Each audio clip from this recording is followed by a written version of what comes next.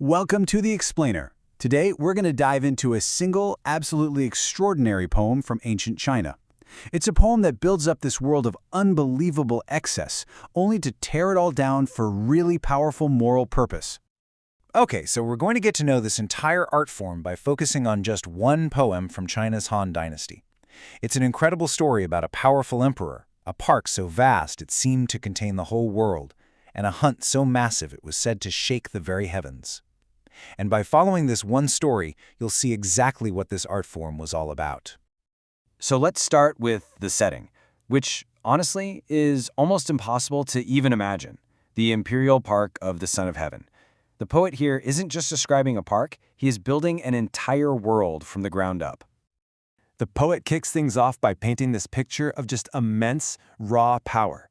You gotta understand, this isn't some manicured royal garden. This is nature turned up to 11. A mythical landscape with giant forests and mountains that seem to claw at the sky. And it's not just the land. Even the water features are grand and totally awe-inspiring. The whole point is to make you feel dwarfed by this environment, a place where the geography itself feels like it was deliberately, almost magically crafted. And here's where the poet creates the sheer sensory overload. He's not just content with one or two details. He layers description on top of description, the smells, the textures, the colors, giving you this feeling of overwhelming, almost suffocating abundance. This is excess by design. All right, now for the main event. This incredible park wasn't just there to look pretty, it was the stage for the emperor's great hunt. And what a stage it was. The park was basically a living catalog of the known world, and it was filled with this unbelievable variety of creatures. You've got real animals like leopards and camels, right alongside beasts that sound almost mythical, like the unicorn. This collection wasn't just for show. It was a symbol of the emperor's power to command all of nature. The hunt itself is described with this brutal physical force. This isn't some refined sport. It's a raw display of absolute martial dominance. The hunters are so powerful, they can literally overpower bears with their bare hands. The sheer scale of this is truly epic. The poet tells us the noise from the chariots, the drums, and the hunters is so immense that it literally shakes the cosmos. This isn't just a hunt, it's a world-altering event.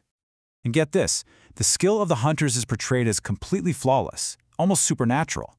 There are no missed shots, no wasted effort. Every single action is precise, perfect, and lethally effective. It's a vision of idealized, perfect power. So after all that chaos and violence, what comes next? The celebration, of course, and you can bet it was just as extravagant. A massive feast on a terrace that seems to touch the sky, with music performed by 1,000 singers and 10,000 voices in harmony. This is the absolute peak of indulgence. But it's right here, at the highest point of the celebration, surrounded by success and luxury, that the entire poem pivots in a completely unexpected direction. The music is playing, the wine is flowing, and then suddenly, the emperor is struck by this deep sense of unease. Right in the middle of this perfect display of his own power, he realizes something is profoundly wrong. And then the emperor himself speaks up, condemning his own actions. He recognizes that this incredible display is wasteful, indulgent, and actually dangerous for the future of his empire. It is a stunning moment of moral clarity. And you know, this isn't just a fleeting thought. The emperor's realization is immediately followed by a series of decisive, corrective actions that completely transform the entire situation. I mean, just look at this list. He commands his officials to dismantle the very park we just spent so long exploring. He turns private luxury into public benefit, farmland for the people, food for the poor. He reduces the severity of the law and calls for a complete moral renewal of the empire. The excess isn't just stopped, it's actively undone and converted into virtue.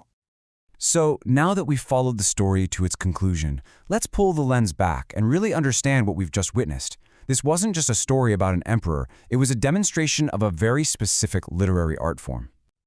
That journey we just took, from the unbelievable park and hunt all the way to the emperor's sudden turn to virtue, that's not just one poet's clever idea.